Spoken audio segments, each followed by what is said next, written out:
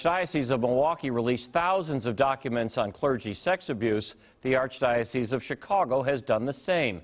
As Jenna Sachs reports tonight, the records reveal years of abuse in Illinois, but also evidence some of those priests came north to Wisconsin to commit their crimes.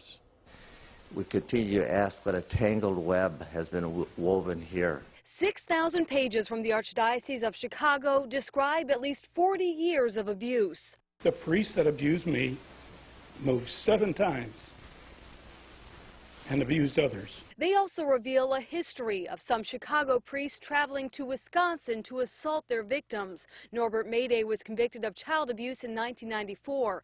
Some of the abuse happened in 1986 on an overnight at a youth retreat center run by a priest friend of his in Oshkosh, Wisconsin. They would take children to Wisconsin, sexually assault them here, cabins, they'd have homes here, and then they'd go back to Illinois. Documents show Vincent McCaffrey was also accused of abusing a minor in Wisconsin cottages between 1977 and 1987. In a transcript, his nephew testified he brought youth to his cottages and would have them sleep in a queen-sized pull-out bed with him. A memo from a phone call shows the late Donald Ulatowski would take boys up to his Wisconsin cottage. His boys, 2 or 3 guys. No other adults would go.